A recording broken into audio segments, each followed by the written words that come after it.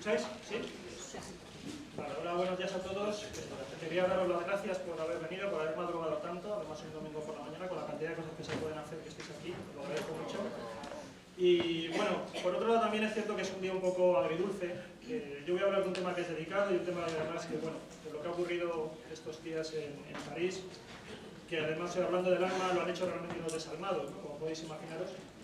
Y por otro lado además ha ocurrido que frente a esos desalmados que comento, hay otras personas nobles. Esta semana también ha desaparecido o ha partido un buen amigo mío, José Antonio Plaza, que es antropólogo. Y bueno, como digo, es un poco también algo agridulce. Por otra parte, tenemos la suerte de que hoy es el cumpleaños de Lorenzo, ayer fue el cumpleaños de Fran Contreras, así que luego podemos hacer una fila, ¿no? Podemos hacer una fila para tirarle de las orejas todos. Por lo tanto, bueno, hasta cierto punto una cosa parece que compensa a la otra, en el sentido de que, bueno, parece que la rueda de la vida sigue girando, aunque hay algunos que intenten por todos los medios despreciarla y meterle palos en los radios. Yo voy a hablar del alma, y de la manera que bueno, se ha intentado hacer. A ver si me echa.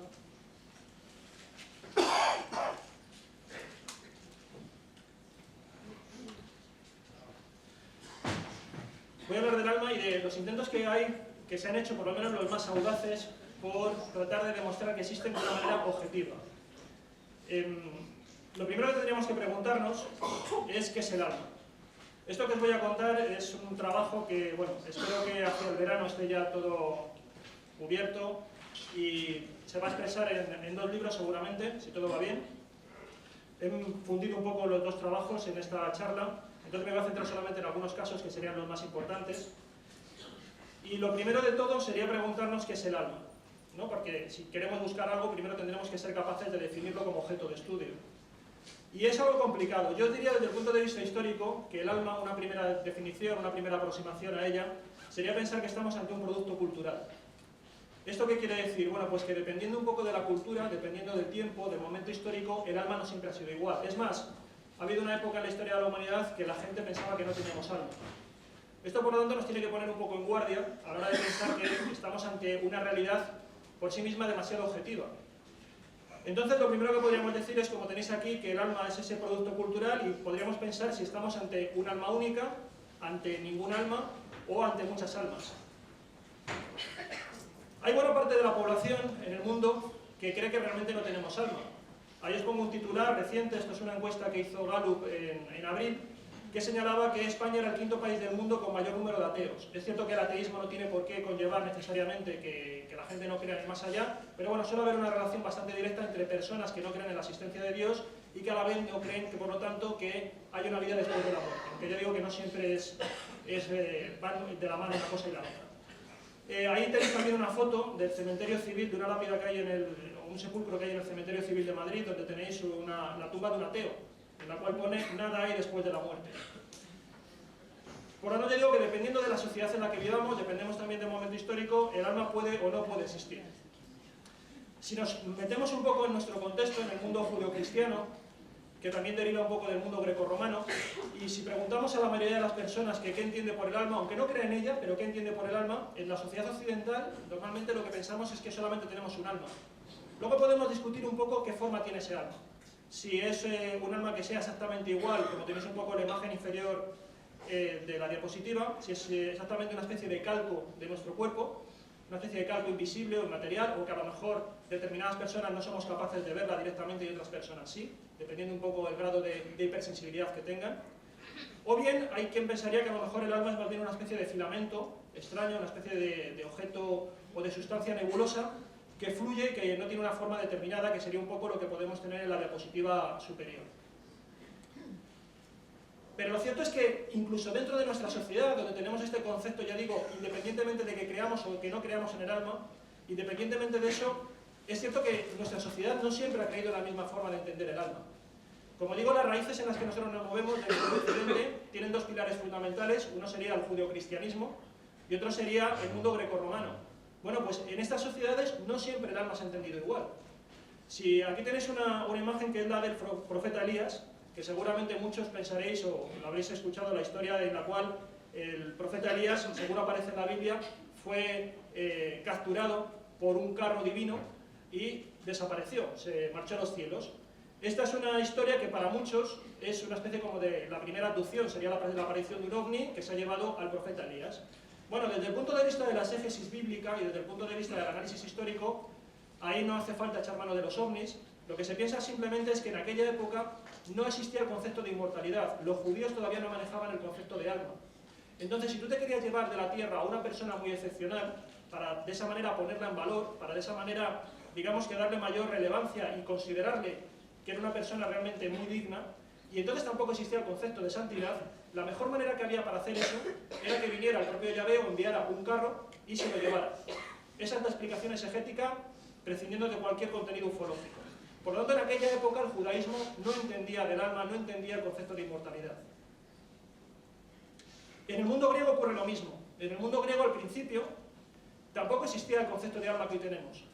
De hecho, incluso cuando vamos a las obras más antiguas, a las obras escritas supuestamente por Homero, nos encontramos también con que el alma no existe como un elemento único en el individuo, sino que el individuo tiene distintas almas. Incluso el alma más consciente, el alma más inteligente y que se parece a nosotros, esa alma solamente estaría dentro de nosotros cuando estamos vivos. Cuando morimos, lo que queda es una especie de residuo extraño, que es el que se puede aparecer en alguna ocasión. Por ejemplo, aquí os pongo la representación de la muerte de Patroclo ante Aquiles. Patroclo luego se va a aparecer después de muerto como una especie de figura fantasmal a Aquiles y le va a contar lo que él ve en el más allá. Y aparece como una especie de residuo y además no le gusta nada estar ahí. No es exactamente la misma imagen que tenemos en los aparecidos modernos. Hasta tal punto es así que esa figura, esa especie de residuo de vida, se va degradando conforme pasa el tiempo, conforme se aleja del cadáver. Y por eso a veces para resucitarlo hay que echar mano de sangre, de rituales con sangre, y es donde surge la necromancia, ¿no? Para tratar de insuflarle un poco de vida a ese residuo que queda del individuo que en un momento dado, antes fue de carne y hueso. En el mundo antiguo también tenéis ahí otra representación. Cuando una persona, como decía, moría, se iba una parte, que era ese eidolon, que es lo que tenéis ahí, a ver si lo puedo señalar un poco, aquí. Es esa especie de alma que abandona el cuerpo del cadáver. Estos son Hipnos, que es el dios del sueño, y Thanatos, que es el dios de la muerte. Son los que están acogiendo en su seno, que están levantando el cadáver, y luego esta sería el alma que abandona, pero este sería un concepto también más avanzado. Porque ya poco a poco en el mundo grecorromano sí que va acercándose un poco al concepto que nosotros tenemos de alma única y cada vez más igual a la conciencia o al ser tal como lo conocimos en vida. Pero digo que esto fue una evolución que tardó muchos siglos en asentarse.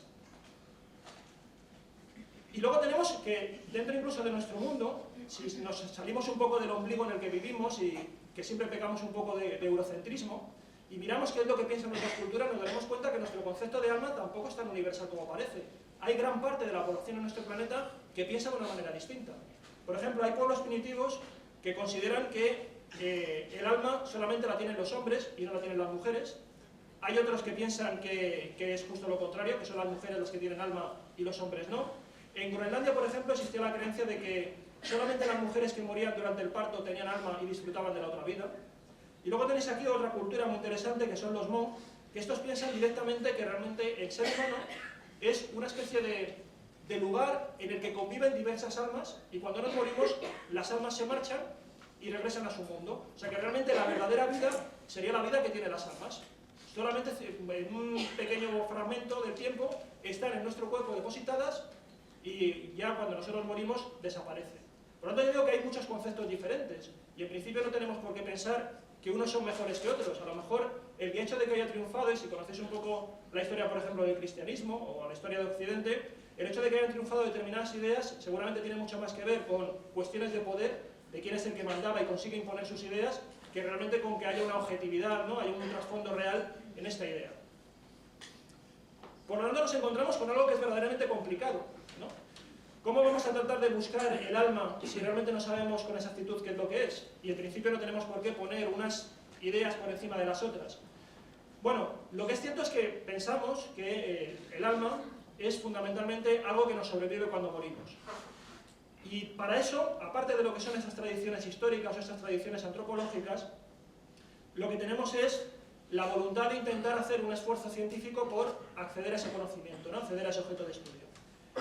Y bueno, la mejor manera de hacerlo es seguir una serie de fases. Estamos muy acostumbrados a cuando tratamos de investigar el alma, acceder a determinados testimonios. Es un poco lo habitual, pero pasa con esto y pasa con muchas cosas. Si investigamos el fenómeno OVNI, lo que tenemos son fundamentalmente testimonios. No tenemos trozos de OVNI, ni restos de extraterrestres, que luego, bueno, viene Enrique de Vicente, lo mismo nos cuenta una cosa distinta.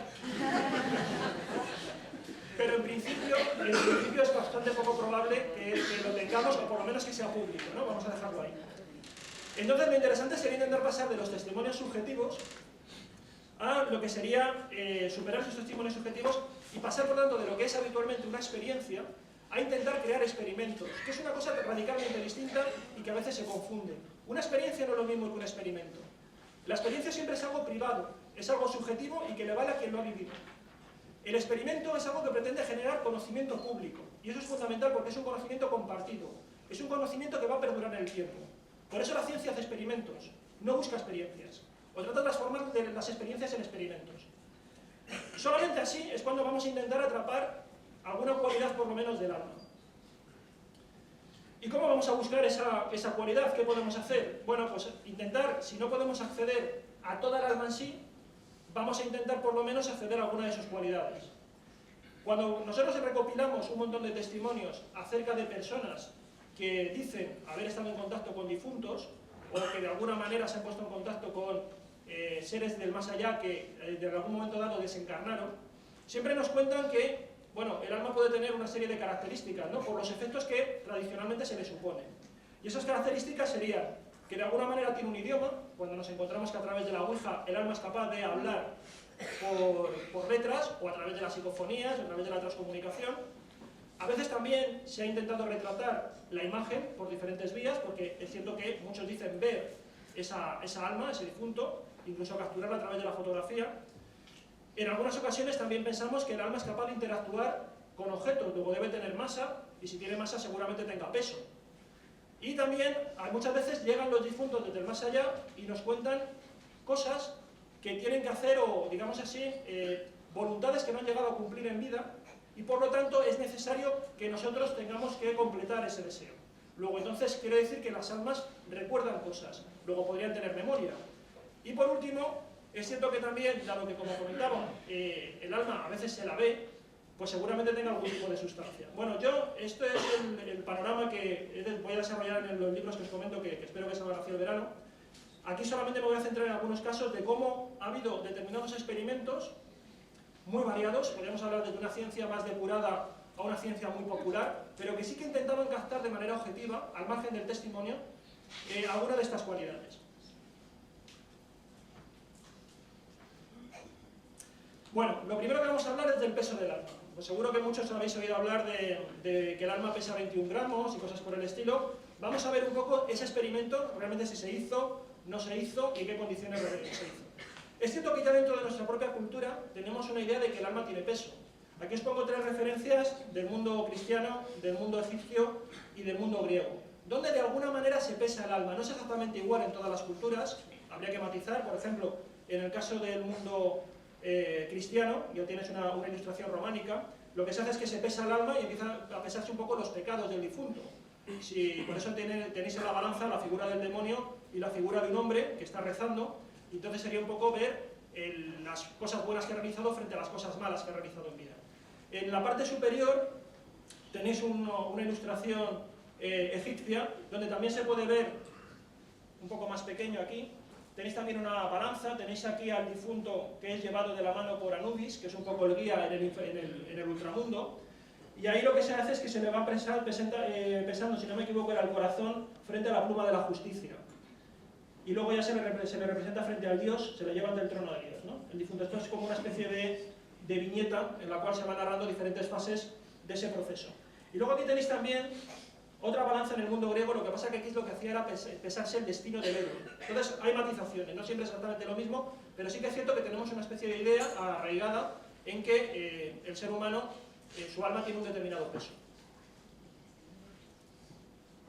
De hecho, si vamos a la Biblia, nos encontramos también ahí, aunque se han puesto algunos párrafos de la Biblia, algunos versículos bíblicos de la Biblia y de algún apócrifo, en el cual se habla, por ejemplo, en el libro de Job se dice: péseme Dios en balanza justa y Dios reconocerá mi integridad, o sea que ya también tiene un pequeño fundamento en las Sagradas Escrituras. tú has sido pesado en la balanza y hallado falto de peso. Y luego tenéis, pesa hoy en la balanza nuestros pecados y los de los habitantes del mundo, de modo de encontrar la más pequeña cantidad que haga mover la cruz de la balanza. Bueno, pues con toda esta tradición que existía un poco en Occidente, que está un poco dentro de la atmósfera que vivimos, a principios del siglo XX, en torno al año 1907, el doctor Duncan McDougall, que es este personaje que tenéis aquí, lo que hizo fue intentar pesar el alma. Lo hizo en este hospital, en el hospital de Haverhill. Era un hospital de enfermos contagiosos que se llamaba, sobre todo había muchos tuberculosos. Y lo que hizo fue un experimento que era muy simple, pero que hasta ese momento nadie lo había planteado, aunque sí que aparecía, por ejemplo, en algunas novelas de ficción. Él cogió una báscula de este tipo que tenéis aquí, una báscula de tipo Fairbanks, seguramente la de la derecha, y lo que hizo fue utilizar esa báscula, eran unas básculas que habían salido más o menos nuevas, que eran de mucha precisión, pero que se utilizaban para pesar cualquier tipo de producto mercantil. Lo que hizo fue colocar sobre esa báscula una cama, esta es una representación de la época, colocó una cama con un moribundo. Tenéis que tener en cuenta que, claro, para pesar el alma hay que pasar por un trámite obligatorio, que es que alguien se tiene que morir. Eso es obligatorio, ¿no? Entonces, lo que hizo fue, aquí ya digo, está un poco recreado, lo que hace es que coloca sobre esa tarima de la báscula, coloca la cama del difunto. Normalmente eran enfermos de tuberculosis. Él lo prefería a los enfermos de tuberculosis porque decía que tenía bastante claro más o menos hacia qué altura del día si iban a fallecer, porque ya conocía perfectamente cómo iba avanzando la enfermedad. Y lo que hizo fue, en el momento en el que él detecta que se ha muerto, mirar a ver si se ha producido alguna basculación, ¿no?, para la redundancia, dentro de la báscula, ¿no? Se ha variado un poco lo que sería este elemento que tenéis aquí, que es donde él va haciendo, calibrando exactamente cuánto pesa el difunto. Y efectivamente, él se encontró con que lo hizo en 6 ocasiones, no siempre le funcionó bien, por eso también hay que ver un poco relativamente esta cifra que comentábamos de los 21 gramos, porque solamente en uno de los casos sí que hubo una diferencia de peso, que fueron 21 gramos, ¿no? Esto es lo que tenéis aquí, esta columna de aquí. Él lo pesó en onzas, pero bueno, aquí lo tenéis ya cambiado al sistema métrico decimal. Entonces tenéis aquí que en uno de esos casos, un enfermo de tuberculosis, que es esto que tenéis aquí del TB, tenía 21 gramos, en otro caso fueron 45, en este caso también fueron 42 gramos, en este fueron 10, y luego hay alguno que falló porque no pudo determinar con exactitud en qué momento había fallecido la persona. Bueno, él no solamente se limitó a hacer esto con un equipo de personas, lo hacía por la noche, en el sótano. Se supone que todos estos enfermos accedieron voluntariamente y se prestaron a la investigación. Y en principio tampoco lo reveló al público, lo estuvo comentando con algunas personas. Se conserva la correspondencia, se puede consultar la correspondencia, que tuvo, por ejemplo, con uno de los miembros de la Sociedad de Investigaciones Psíquicas de Estados Unidos, que le animó a seguir investigando y a tratar de ver, bueno, qué variables podían estar en juego a la hora de haber detectado esa diferencia de peso tan extraña, ¿no? Y además él quiso hacer un estudio comparado, que es lo que se suele hacer en las investigaciones, tener una especie de grupo de control para ver si es una cosa que específicamente pasa a determinadas personas o determinados pacientes, o bien es algo que está generalizado, y lo que él hizo fue compararlo con animales. Lo que él hizo fue matar a 15 perros, anestesiándolos y luego metiéndolos, primero los sedó y luego los mató con unas inyecciones, y él detectó que en el caso de estos 15 perros no se producía ningún fallecimiento, o sea, ninguna diferencia de peso. Bueno, pues con estas informaciones, lo que él hizo fue una rueda de prensa. Cogió en Boston con sus 4 compañeros, hizo una rueda de prensa y fue absolutamente espectacular el eco que tuvo este asunto. Aquí tenéis 2 titulares del New York Times y del Washington Post, pero os puedo asegurar que por todo Estados Unidos, por Europa, también hubo ecos aquí en España.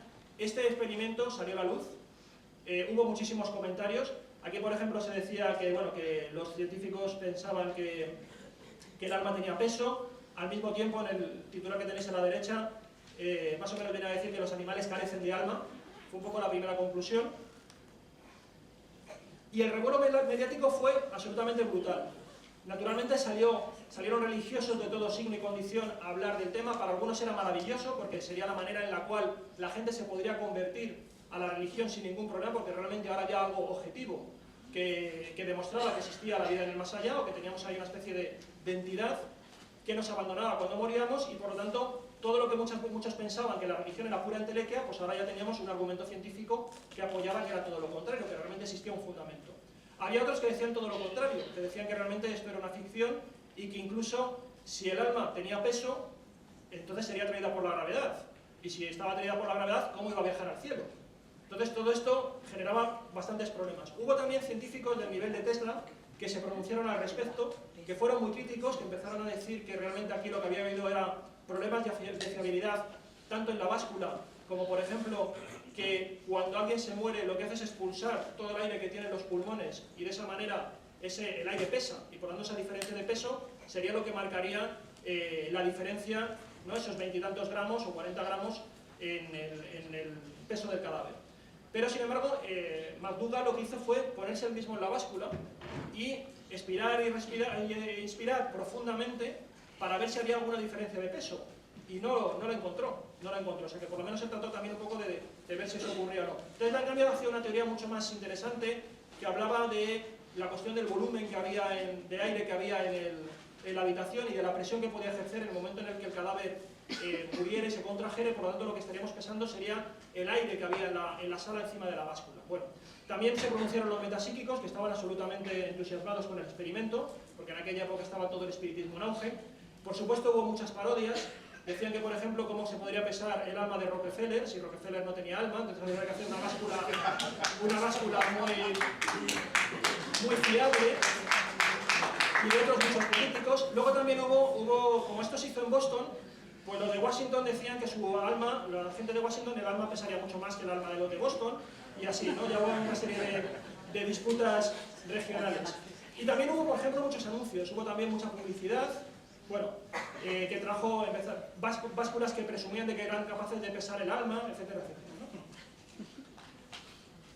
Y hubo también algunos, de esto podría poner muchísimas ilustraciones, ¿no? de la prensa, porque ya digo, es enorme, si vamos a la hemeroteca tenemos cantidad de... Y es muy interesante, ¿no? La sociología de cómo realmente, si imaginaros que se hace una rueda de prensa formal, igual que cuando estos días se anuncia que en Marte se ha descubierto agua o tal, y la que se monta, pues imaginaros que hubiera realmente, con toda esa formalidad, una rueda de prensa en la que una serie de doctores dijeran una mañana que, oye, no, tenemos el alma de un sitio demostrado científicamente, ¿no? Bueno, pues algo parecido a lo que eso puede ocurrir próximamente, ¿no?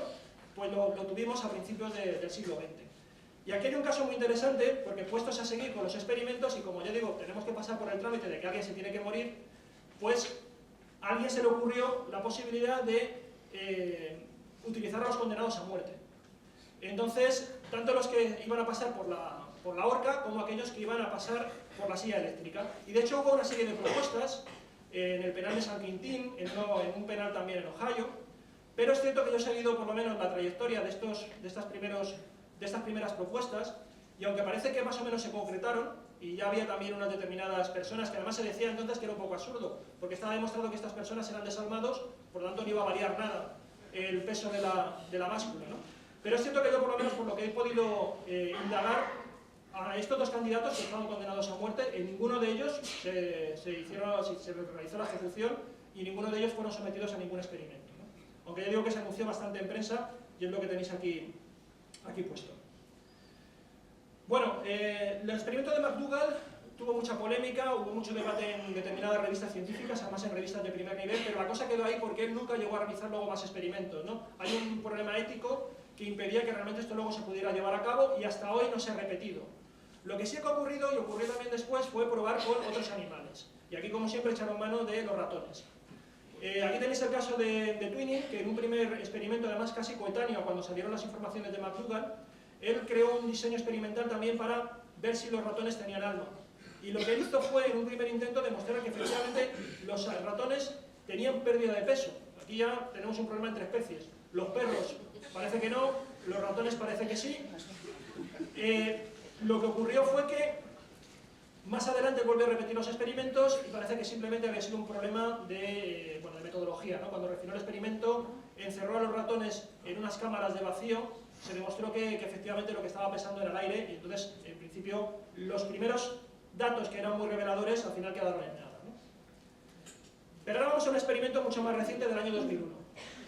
Un granjero hace el mismo experimento que os estoy comentando, con una serie de básculas, además con ganado. Él utiliza ovejas, utiliza corderos, cabras, y él hace este experimento con una báscula. Lo que hace es que les coloca a los animales una bolsa de plástico para que se asfixien, y lo que él descubre es que la muerte engorda, porque cuando estos animales mueren, ganan peso.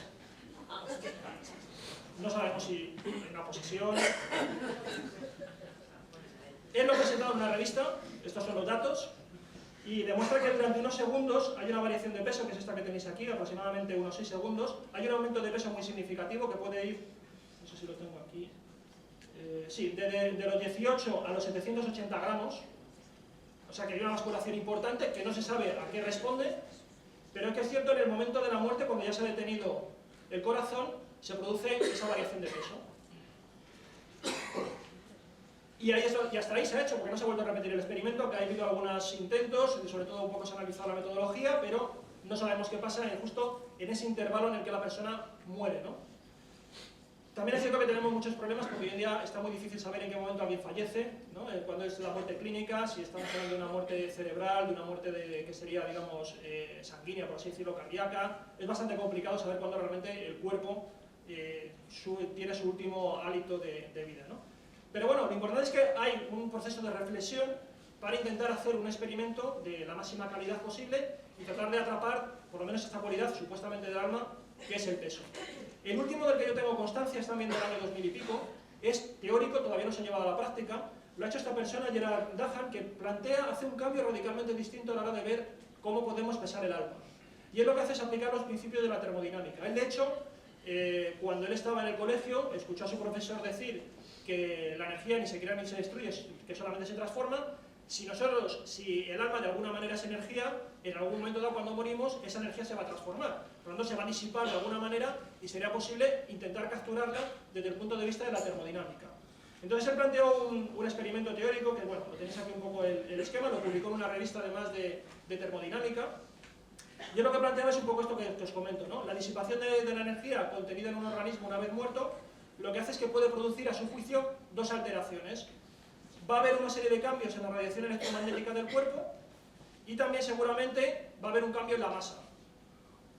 Por lo tanto, él piensa que tendría que haber si controlamos esos dos elementos, si somos capaces de averiguar cuánta radiación se pierde y cuánta masa también se cambia, y lo restamos del total que teníamos al principio, si vemos que no se corresponde y ahí hay una pérdida que no hemos sabido calcular, significa que hay algo más, además de esa masa y de esa radiación electromagnética, que ha ido a algún lado.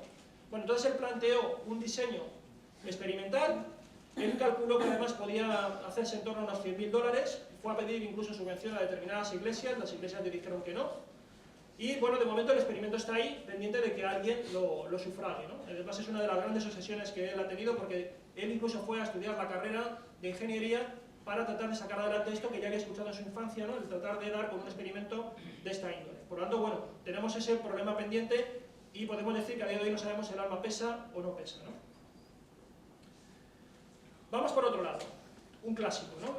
Cuando hablamos de la imagen del alma, a la hora de hablar de la imagen del alma, la idea es capturarla objetivamente, y solamente hemos podido intentar capturarla objetivamente a través de la fotografía, cuando nace la fotografía. El nacimiento de la fotografía fue algo absolutamente también espectacular, por una razón, porque era capturar cosas que hasta entonces se pensaba que era imposible capturar, ¿no? La fotografía fue, y sobre todo los primeros años en que aparece, fue algo absolutamente fascinante, porque nos permitió acercarnos a lo infinitamente pequeño, a lo infinitamente grande también, y de una manera detenerlo en el tiempo, ¿no? Y que cualquiera pudiera verlo. Entonces, daba la sensación de que teníamos un instrumento poderosísimo para poder captar aquellas cosas que veíamos, pero también lo que no veíamos. Y en esa línea es en la que trabajaba Ferdinand Baraduc, que fue una persona que trató de capturar qué era la vida, ¿no? La idea de la vida, igual que hablamos del alma, bueno, pues a lo mejor saber si la vida es un fluido, que era lo que él pensaba. En aquel momento también, a finales del siglo XIX, principios del XX, habían surgido un montón de nuevas energías, ¿no? El mundo de la física y el universo de la física había sido trastocado totalmente, ¿no? La antigua física de Newton se había venido abajo, empezaban a surgir, como digo, nuevas energías. Nos estamos dando cuenta que dentro de lo que era la materia había todo un microcosmos por conocer, Y entonces él pensó que efectivamente también la vida podía tener algún tipo de fluido. Y él diseñó una serie de aparatos para intentar capturarla. Diseñó este biómetro que tenéis aquí, que era un elemento que a partir de acercar la mano generaba una serie de medidas. Él llegó a hacer toda una teoría muy complicada de la biometría, aplicada, ya digo, a la idea de que la vida era una especie de fluido. Y además esas técnicas que él hizo eran muy conocidas hasta el punto de que, bueno, aquí os tengo un recorte de La Vanguardia, donde Tomás Solá, que es uno de los grandes astrónomos que tuvimos en esa época, y que además se dedicó a investigar mucho los fenómenos psíquicos, por ejemplo estuvo investigando a Eusapio Paladino, bueno, pues en La Vanguardia él llega a comentar esa posibilidad de capturar el fluido o no, que en su caso, por lo menos, él no fue capaz de hacerlo ni de retratarlo a través de fotografías. Pero para que os hagáis una idea, Baraduc también, por ejemplo, colocaba placas fotográficas en Lourdes, porque pensaba que aquel lugar estaba impregnado de poderes y de alguna manera quedarían retratados también en esas placas. Bueno, pero llegando por lo tanto, intentando aprender, ¿no?, a capturar lo que era la vida, también poco a poco se fue acercando a intentar capturar lo que había más allá de la vida. Y es como él piensa que, por ejemplo, llegó a captar un poco la psiquis del ser humano. En estas fotografías él asegura, yo no lo veo muy bien, pero bueno, él aseguraba que aquí lo que tenía era su hijo, que tenía un faisán en las manos, y él asegura que por aquí, que todo esto que se ve por aquí, sería el pensamiento del niño ante la muerte. Cuando está reflexionando, quedaría como impreso la imagen, esa sensación, ¿no?, esa especie de nebulosa psíquica que estaría acompañando al individuo. Bueno, pues siguiendo esa idea, entonces él decía que por lo tanto se podía retratar a través de la fotografía los distintos estados de ánimo. También él había estado trabajando con Charcot, en la Salpêtrière, donde se trabajaba con histéricas, y se hacían allí fotografías de las mujeres histéricas como diagnóstico, que luego se enviaban a distintos profesionales del mundo para que compararan a los enfermos con las fotografías a ver si tenían el mismo cuadro diagnóstico. De una manera que tenían entonces de ver si realmente una persona tenía la enfermedad o no. Por lo tanto, ya existía un poco la idea de que en la fotografía nosotros podíamos capturar el alma de la persona en vida. Él lo que hizo ya fue más lejos, y lo que hizo fue esperar a que su mujer se muriera y colocó una cámara delante de su mujer durante 20 minutos expuesta a ver qué se veía, y sacó esta imagen. Volvió a hacer otra fotografía, volvió tiempo después, a los 45 minutos, y esa nebulosa, según cuenta él, se empezó a hacer cada vez más diluida, ¿no? Por lo tanto, pensó que efectivamente había capturado algo parecido al alma. Tenía que esperar, como siempre, igual que pasó en el caso anterior de McDougall, el momento de la muerte para intentar hacer esa fotografía. Lo que pasa es que Baraduc es un personaje muy particular. Él incluso llegó a tener contactos telepáticos con su mujer, que les mandaba mensajes después de muerta. Con su hijo también llegó a tener muchas visiones. Y es cierto que hoy en día, teniendo en cuenta lo que conocemos hoy de fotografía y cómo se hacían las cosas en la época, pues bueno, este experimento no se ha vuelto a hacer que se sepa, por lo menos que sea publicado, y está muy cuestionado, pero más que nada porque todavía no se conocía muy bien el instrumental y lo que daba en sí. Entonces, bueno, muchos consideran que esto realmente simplemente eran algunos errores dentro de lo que sería el fuelle de la cámara, que entrarían algunas, podría estar pequeñamente un poco perforado, y al tener durante tanto tiempo en la exposición, lo que hacía fue crear esas tres marcas, ¿no? Bueno, sigamos con otro caso. Elmer Gates. Elmer Gates es una de esas personas que sería muy parecida a Edison, ¿no? Uno de esos grandes personajes tipo Leonardo da Vinci que se dieron a principios del siglo, como Tesla, como Edison, que quizás son los más conocidos, pero hubo muchos otros que montaron laboratorios en su casa, que tenían un conocimiento muy multidisciplinar y que, gracias a que tenían cierto poder económico, pues podían ponerlo en práctica, ¿no? A él le llamaban el mago de Chevy Chase, igual que a Edison le llamaban el mago de Menlo Park, me parece que era, porque él vivía en esa localidad, en Chevy Chase. Él ahí tenía este pedazo de laboratorio, él tenía esta casa, y este era su laboratorio, y este era el equipo que tenía. Esta persona es muy conocida porque se empezó a interesar mucho por la investigación de la mente, y hoy en día patentó muchísimas cosas. Bueno, hay una gran leyenda en torno a él porque se comenta que incluso llegó a crear lluvia artificial en su laboratorio. Llegó a crear según cuentan, llegó a tener la casa tan llena de electricidad que cuando llegaron determinadas corrientes húmedas desde el exterior, la electricidad funcionaba como núcleos de condensación y pudo hacer que lloviera dentro del laboratorio, ¿no? Entonces él hacía muchísimos experimentos muy variados, tiene un gran número de patentes muy variadas, pero quizás por lo más conocido que tenemos es porque él inventó ese objeto que es muy habitual en los niños, que es esa caja que tenéis agujereada con distintas formas geométricas y que se meten determinados objetos. Bueno, pues eso es un invento suyo, porque él empezó a manejar mucho el concepto de la plasticidad de la mente para poder utilizarla con fines educativos, ¿no? Bueno, pues en esa línea, él planteó un determinado experimento porque corrió un bulo de que él había conseguido demostrar que los ratones tenían alma. También, sometiendo a los ratones vivos a un haz de luz ultravioleta, colocaba detrás una pantalla, imaginaos que tenéis aquí el ratón, él lanza una luz ultravioleta y detrás ve un poco la sombra. Bueno, pues él, dentro de esa pantalla, esa era una pantalla sensible, en principio cuando el ratón estaba vivo, no llegaba la luz ultravioleta al otro lado, pero cuando el ratón estaba muerto, la luz ultravioleta pasaba al otro lado.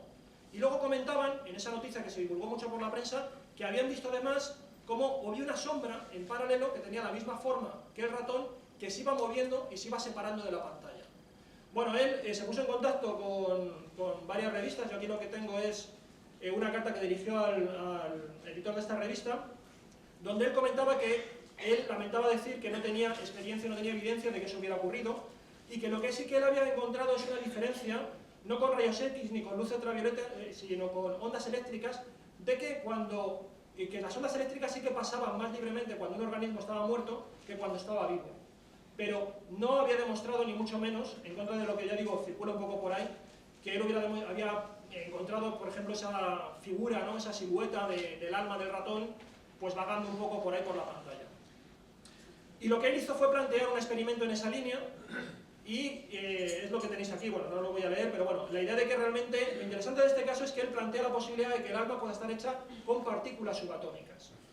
Estamos en el momento, también estamos a principios del siglo XX, como digo, hay toda una nueva física, que todo el tema, por ejemplo, de la radioactividad, de los rayos X, todo ese tema, todo el tema también de los iones, todo eso pegó un enorme impulso a la ciencia, y es lógico que muchos se plantearan que realmente estuviéramos ante un estado particular, que el alma fuera un estado particular de la materia, y por lo tanto estuviera compuesta de algún tipo de partícula de las muchas que se estaban descubriendo en esa época, que es cuando se está dando forma al átomo, ¿no? Al conocimiento del átomo.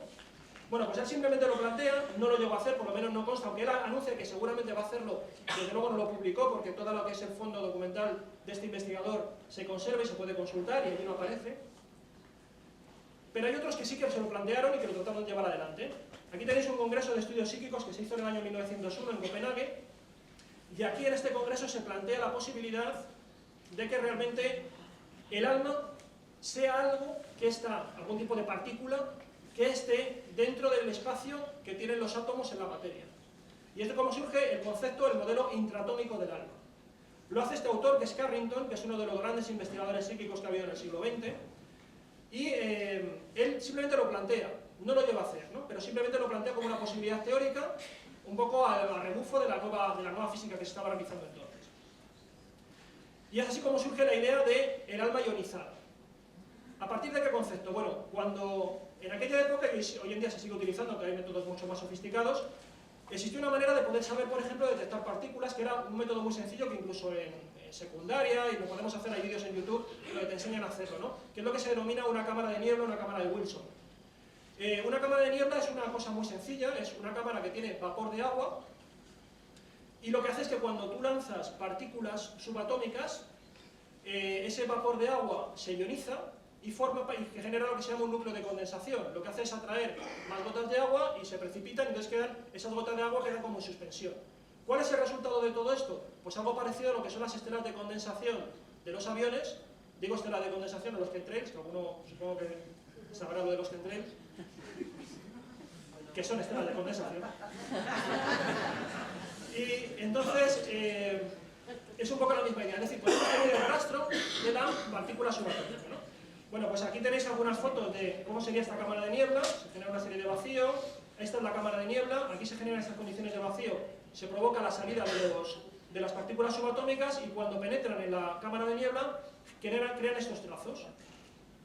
Bueno, pues entonces la idea es muy fácil, vamos a matar a alguien y lo que hacemos es, lo colocamos en la cámara de niebla y ver si aparece ahí el cuerpo astral o algo parecido. Y bueno, eso es lo que hicieron estos investigadores. Waters y Hopf mataron a ratones como siempre. Habría que hacer un monumento a los ratones.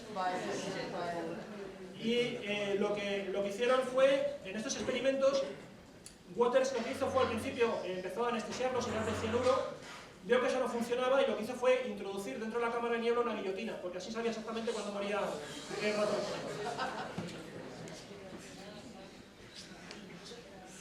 ¿Quién iba a decir, no, que la guillotina iba a ser un instrumento científico, de investigación científica? Bueno, pues Waters hizo estos experimentos, los publicó, de hecho, por ejemplo, salen referencias a esta investigación en Nature, y Hopper hizo la réplica en este otro instituto, y aquí empezaron en conflicto los dos, diciendo que haciendo réplica y contrarréplica, que es como funciona la ciencia, no basta con que uno haga las cosas, tiene que haber alguien más que también lo replique, para que ese conocimiento sea compartido y dar con un procedimiento que cualquiera luego, teniendo los medios adecuados, pues pueda reproducir, ¿no? Bueno, pues aquí estos dos autores empezaron a hacer, como digo, réplica y contrarréplica, se conservan los boletines y la documentación.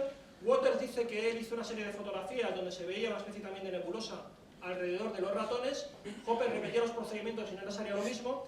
Y es cierto que hoy en día, esto ocurrió en torno a los años 30, 40, es cierto que hoy en día se considera que realmente hubo una serie de problemas de metodología, en el caso de Waters, algunos problemas de cómo él había concebido su elemento, su cámara de niebla, porque hoy en día parece que esa línea de investigación también se ha dejado de lado y por lo menos con la cámara de niebla no se ha conseguido ningún resultado que sea significativo, ¿no? Bueno, esto os lo cuento, es una particularidad porque realmente es un caso que yo por lo menos aquí en España no he encontrado nada, ningún autor que lo haya comentado, y creo que conozco bastante la bibliografía del tema, pero me ha sorprendido porque por lo menos es muy espectacular. No es propiamente un experimento del alma, pero me parece algo muy original porque sí que nos habla de la imagen del alma, pero de un punto de vista social, ¿no? Lo voy a contar muy rápidamente porque es una historia apasionante que me daría para varias charlas. Y es que esta persona que tenéis aquí, James Kidd, era un minero que se dedicaba a buscar oro en la parte final de su vida, y se marchó a las montañas que tenéis aquí, Superstition, en Arizona, y desapareció. Al cabo de un tiempo, sale una nueva ley en Arizona, a través de la cual se dice que todo lo que hay en los depósitos de bancos, en las cajas de los bancos, que nadie lo haya reclamado en un determinado periodo de tiempo, se puede abrir y pasaría lo que hay ahí dentro puede pasar al Estado. Bueno, pues cogen y abren una de estas cajas de seguridad de un banco, la que pertenece a James Kidd, y se encuentran este documento con la foto. Esta es mi primera y única voluntad y está fechada el 2 de enero de 1946. No tengo herederos y no he estado casado en mi vida, y después de que todos los gastos de mi funeral hayan sido pagados y donados $100 a algún predicador del Evangelio para decir una despedida en mi tumba, véndanse todas mis propiedades, todo el efectivo y las acciones, bueno, de la compañía que tenéis aquí, que están en una caja de depósito de seguridad, y tomen el balance de dinero obtenido para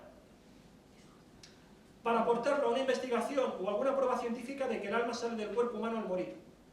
Yo creo que en ese instante puede hacerse una fotografía del alma abandonando al humano fallecido. Firmado James Kidd, última voluntad y testamento. Bueno, cuando van a mirar a ver cuánto dinero tiene esta persona, tenía una serie de acciones y entonces eran unas $300.000, que era una barbaridad para la época. Estamos en torno a los años 60. En principio ese dinero a lo mejor podría haber pasado al Estado, pero lo que ocurrió es que cayó en manos de este juez, que es Robert Meyers. Este juez lo que hizo fue decir, no, aquí hay una última voluntad y yo la tengo que hacer efectiva. Así que lo que hizo fue abrir un juicio del alma. Voy a pedir pruebas de que el alma exista. El proceso empezó en 1967. Y esto es lo que ocurrió. Aparecieron varias esposas, hermanos, hijas y sobrinos de James Kidd. Ninguno se pudo demostrar que efectivamente era quien decía ser, ¿no? El juez recibió 14.000 cartas de diferentes lugares del mundo. De Estados Unidos e Inglaterra la mayoría, pero también de la India, de Alemania, de México, etcétera, etcétera. Él estaba muy contento porque era coleccionista de sellos. Entonces, tampoco le supuso, ¿no?, ningún problema. Y de todas esas cartas, de todas esas propuestas, aceptó 133 solicitudes y realizó 90 audiencias. Estuvo todo un año prácticamente, un año judicial, haciendo audiencias. Todo esto está documentado, la prensa de la época lo documenta día a día. Ahí aparece todo el mundo, desde científicos renombrados, teólogos, personas que se le aparecía el perro y hablaba, una persona que colocándose un secador de pelo entraba en contacto con su dentista difunto. Todas esas, y las demostraciones las hacían en el tribunal. Las tenían que hacer en el tribunal, delante del juez, para ver si realmente esa persona podía demostrar que existía el alma o no. Hubo también, por supuesto, algunos que decían que habían entrado en contacto con James Kidd y que James Kidd les había dicho que le dieran el dinero a él. Es absolutamente apasionante lo de este juicio, que finalmente lo que se hizo fue dictar sentencia. No os voy a decir cuál es la sentencia, porque como estamos en un congreso de misterio, lo dejamos un poco en el aire. Luego si alguien me lo pregunta, pues a lo mejor respondo o no, ya veremos también. Pero es absolutamente espectacular, porque ya digo, nos está hablando mucho de cómo entendemos hoy en día el alma, con todas las facetas que tiene, y cómo intentar demostrarla, ¿no? Ya digo, es un yacimiento de información precioso, ¿no? Valiosísimo. Hoy en día, ¿en qué estamos? ¿Cómo intentamos capturar, ya no sino el alma, por lo menos si el alma ve, que será otra manera de afectar, ¿no? Ver si tiene el sentido de la vista. Bueno, pues tenéis este proyecto, que es el proyecto AWARE, que es el proyecto que ha estado realizándose durante 4 años, dirigidos por Sam Parnia. Es un proyecto del que ya tenemos resultados. El año pasado se empezaron a escribir, se publicaron los resultados. Hasta entonces simplemente era un procedimiento experimental. Y el procedimiento, bueno, se hizo, como tenéis aquí, durante 4 años de investigación, 15 hospitales del Reino Unido, Estados Unidos y de Austria, 2.060 pacientes que tuvieron un paro cardíaco, y en ese momento era cuando se ponía en marcha el experimento. De esos 2.060 pacientes, 360 sobrevivieron y 140 fueron capaces de contar qué es lo que habían visto, ¿no? ¿Cómo estaba concebido el experimento? Porque tenía muchas partes, ¿no? Sería un experimento típico de las ECM, de las experiencias cercanas a la muerte. Pero aquí lo interesante es que tratamos de demostrar objetivamente, es decir, no nos vale solamente el testimonio de si ha visto el túnel, los parientes, etcétera, etcétera, ¿no? El PowerPoint este de la vida que muchos dicen que se ven cuando una persona tiene un tipo de experiencias críticas de este tipo. Lo que interesaba era que tuvieron una idea mucho más original, y es que colocaron en los centros, sobre todo de urgencias, colocaron estanterías con fotos encima, de tal manera que se entiende que el alma gravita, ¿no? Va levantándose o va levitando hasta la parte superior, hasta el techo, y tiene realmente la vista, el sentido de la vista, podría ver las imágenes que estaban en los estantes, mientras que los que están debajo, los cirujanos, los médicos, no pueden verlas. De hecho, nadie sabía realmente cuáles eran esas imágenes, porque estaban puestas con un sistema de doble ciego al azar, para que no hubiera ningún problema de que nadie pudiera soplarle al enfermo, al paciente, lo que allí había. Bueno, lo cierto es que ese tipo de imágenes, como tenéis ahí, eran muy variadas, podían ser símbolos nacionales o religiosos, personas, animales, titulares de prensa. Es cierto que ninguno de los individuos, aquí tenéis un poco, a ver, aquí, los resultados, hubo muy pocas personas bueno, hubo un problema ya también metodológico, y es que la mayoría de las recuperaciones que se hicieron, o de las resurrecciones que se hicieron de estas personas, no tuvieron lugar en las habitaciones donde estaban los estantes, porque bueno, por un problema de los hospitales y porque es una urgencia, pues a veces se hace la reanimación donde se puede hacer, ¿no? Entonces solamente de todo el total había 22% de reanimaciones que ocurrieron en esos lugares. Fijaros que había hasta 1000 estantes en los distintos hospitales con ese tipo de imágenes, y lo cierto es que ninguno de los pacientes entrevistados dijo haber visto las imágenes. O sea que de momento esto, que podría haber sido algo realmente muy significativo, de momento está pendiente de que el experimento seguirá en marcha, de que dé otro tipo de resultados. Pero ahora mismo, de momento no se ha conseguido nada, como digo, que sea demasiado contundente. Bueno. Y luego tenemos otra posibilidad que también es muy típica. Bueno, ayer estuvo aquí con José Benítez, y bueno, pues la memoria del alma, ¿no? La posibilidad de que podamos hacer pactos con difuntos, y que esos pactos de alguna manera también, alguna palabra concertada, algún mensaje concertado, nos lo envíen desde el más allá. Esto ya tenemos un primer testimonio, hecho más o menos, digamos, científicamente, o por lo menos que cae en manos de una sociedad científica, que es la Sociedad de Investigaciones Psíquicas inglesa, que es en el año 1891 lo que yo llamo aquí un ladrillo es para siempre, que es que 2 hermanos partieron un ladrillo, lo escondieron cada uno por su cuenta, y cuando un hermano falleció, el otro comunicó al otro dónde estaba su parte del ladrillo, lo encajaron y efectivamente era ese ladrillo. Bueno, esta idea la envían por carta a la Sociedad de Investigaciones Psíquicas, y a partir de esa idea deciden hacer un experimento, que es que el presidente de la sociedad, que es Henry Myers, el presidente de la Sociedad de Investigaciones Psíquicas, mete en un sobre un mensaje, y cuando él fallezca esperan a recibir mensajes de diferentes medios, y lo pasamos a abrirlo a ver si alguien ha aceptado lo que ponía en el mensaje. Bueno, eso se hizo en el año 1904, y después de que se habían dejado pasar una serie de meses, se recibieron muchos mensajes, y en una ceremonia se abrió el sobre, y ninguno de los mensajes coincidía. Claro, el experimento está muy bien pensado, pero tiene un problema, y es que solo tienes un intento. Cuando ya lo abres, ya tienes que esperar a que se muera otro, como siempre, para intentar repetir el experimento. Entonces, ha habido toda una línea de investigación muy larga, muy interesante, que ya mete el tema de la criptografía, aprovechando además sistemas informáticos, para que cuando tú te mueras, envíes información en clave que solo tú puedas saber, y de esa manera tú vas intentando ver si realmente coincide o no coincide, ¿no? Uno de esos primeros intentos más conocidos es lo que se denominó el código Houdini. Aquí además está un buen amigo, Jesús Ortega, que sabe mucho dio hace poco una conferencia sobre el tema de Houdini, o sea que podría comentarnos mucho más sobre su figura. Y bueno, Houdini lo que hizo fue, durante mucho tiempo de su vida se dedicó a hacer de cazaespíritus, ¿no? Fue intentando ver si realmente había vida en el más allá o no. Y lo que ocurrió fue que, a raíz de la pérdida de su madre, él empezó a probar a los diferentes espíritas a ver si eran capaces de recibir mensajes de su madre difunta. Cuando él mismo fallece, él había pactado con su mujer transmitir un mensaje en clave. Y es cierto que llegó la historia es muy larga, pero bueno, resumiéndolo un poco para que entendamos el procedimiento, que es lo que nos interesa aquí, es cierto que hubo muchos supuestos mensajes que llegaron a su mujer Bess, pero ninguno, ella los despreciaba a todos. Hasta que le llegó este mensaje por parte de además era un sacerdote de una iglesia espiritista de Estados Unidos. Le llegó este mensaje, lo he puesto en castellano: Rosabel, responde, cuéntanos, ruego, responde, mira, cuéntanos, responde, responde, cuéntanos. Claro, cuando ella ve este mensaje dice, esto sí que no lo ha podido escribir Houdini, porque lo que ellos tenían era un código, que era el código que utilizaban en las actuaciones, era el código para transmitir información como supuesta telepatía, que es lo que se utiliza en el ilusionismo, ¿no? Y en el mentalismo dentro del ilusionismo.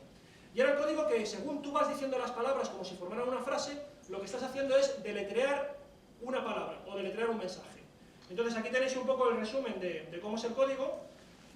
Cuando dice, por ejemplo aquí, pues te lo ruego, es la letra A, la letra B responde, la C es D. Entonces, cuando tiene alguien del público que tu asistente está viendo una fotografía de alguien, se está dirigiendo a Houdini y le está diciendo, venga, responde, te ruego que digas, que no sé qué. Entonces, él le está deletreando la imagen que tiene delante, ¿vale? Se hace con esas 10 letras y luego cuando son letras del alfabeto que ya pasan de la posición 10, repites 2 veces la misma letra y conformas el resto del alfabeto, ¿no? Bueno, el resultado es que el mensaje era este, que tenéis aquí, ¿no? Transcrito, Rosabel, que era tal cual, porque Rosabel era, si no recuerdo mal, una canción de bodas, la canción favorita que tenía este matrimonio, y luego tenía la palabra believe, cree.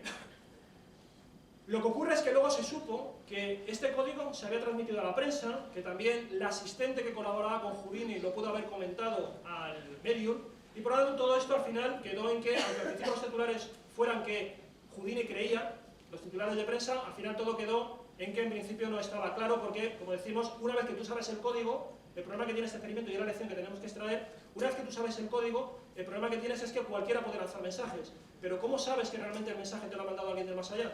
Puedes haberlo hecho también por telepatía, ¿no? Por otra serie de cuestiones. Entonces, tenemos que buscar sistemas aún más estrictos para tener la garantía de que estamos ante una información objetiva y que nos la manda quien nos la manda, y no otra persona, ¿no? No un vivo, como en este caso. Un vivo que se ha hecho con las claves.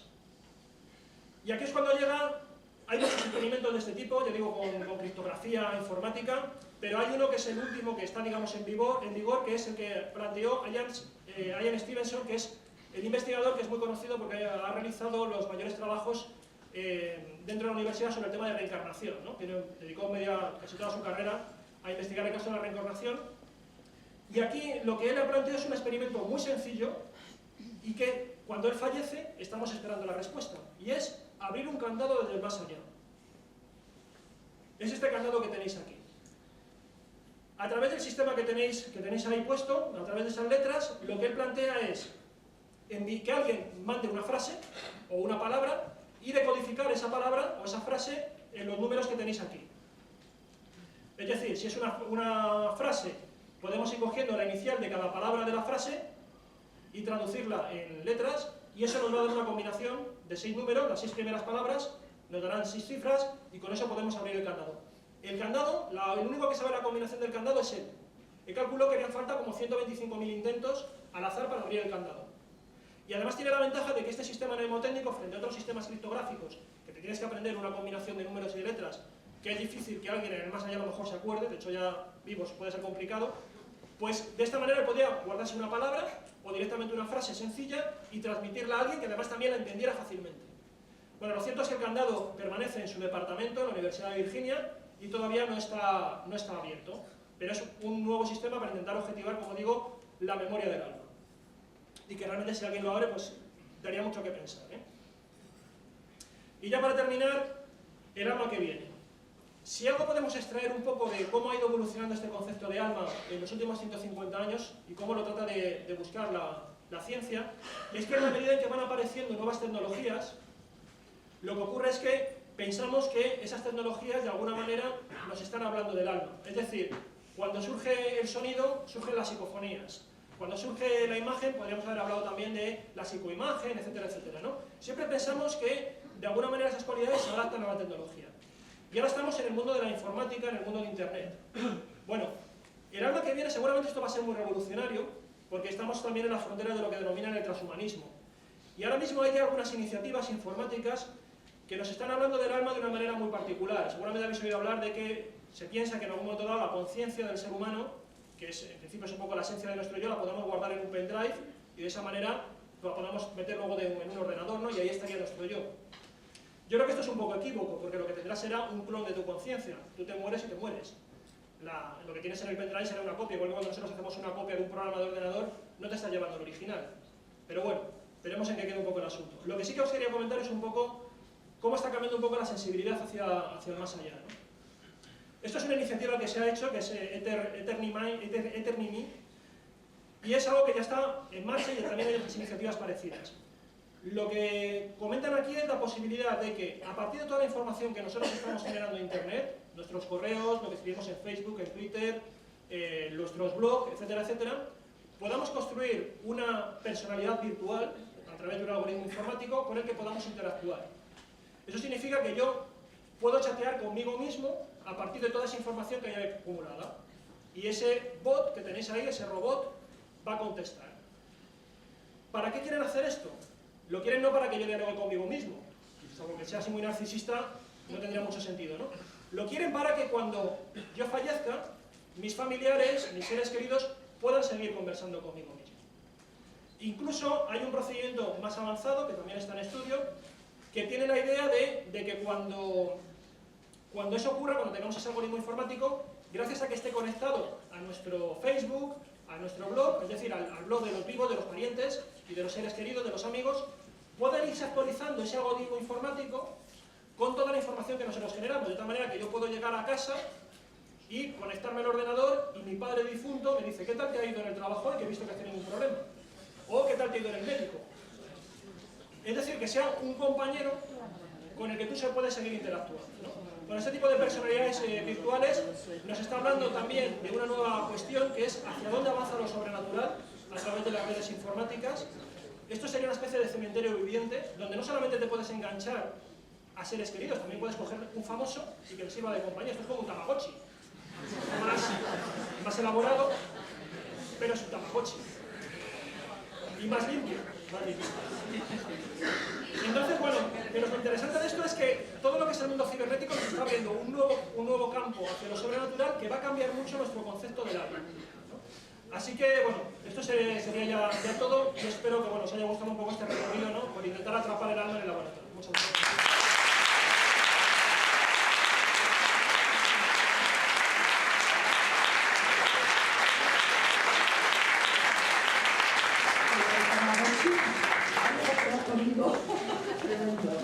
Bueno, ¿preguntas?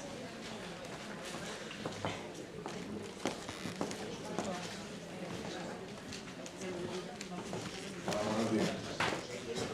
¿El áurea que se puede dar a una persona tiene relación con el alma? Bueno, también en eso, mira, también en eso, como está claro, he tenido que limitar, se hicieron muchos experimentos. El tema es, lo difícil de esto es cómo capturarlo objetivamente.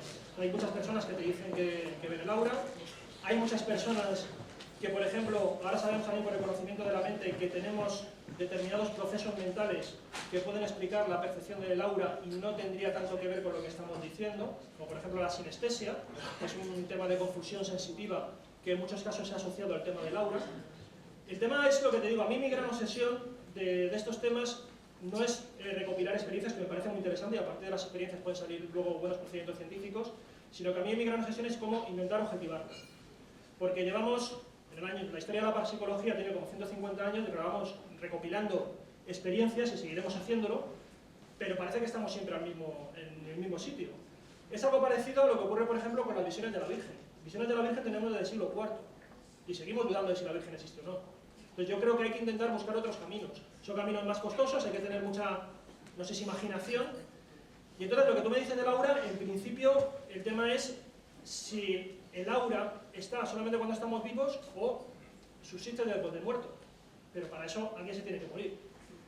Entonces, de momento sabemos que puede ser, si existe algo así, sería algo que está asociado a la vida, pero yo no te puedo decir si está asociado a algo después de la muerte. ¿Más preguntas? ¿Tiene que ver con la santidad o la bondad de la persona, el aura?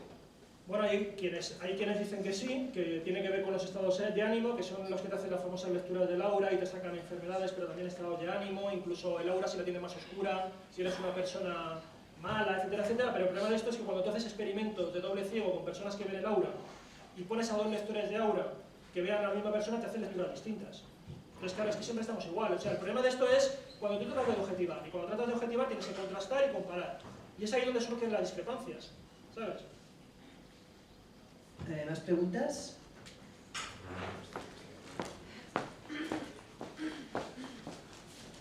Buenos días. Bueno, Sí, quería preguntarte acerca del proyecto AWEB, a pesar de que no haya arrojado resultados en esta primera fase, a ver por dónde van a continuar o qué planes tienen en el futuro en la segunda fase. yo lo que conozco es que creo que siguen adelante, pero no estoy muy al corriente de ello. Sí que estuve esperando a que publicaran el artículo, que lo hicieron el año pasado, y en principio creo que van a seguir. Solamente obtuvieron un caso que recuerde de una persona que sí que fue capaz de verse fuera, es decir, se vio lo que pasa es que en lugar de subir, desgraciadamente, se fue al rincón de la habitación. Entonces vio a los cirujanos, al equipo médico, lo vio desde esa posición. Pero ninguno de los casos, que es cierto que de toda la gran muestra que hay, que es una muestra, como veis, enorme, al final los casos llegaban a ser como 30 o 40 nada más que pudieran haber llegado a esto. Entonces tenemos una muestra tan pequeña que no es estadísticamente significativa ni para una cosa ni para la otra. ¿Preguntas?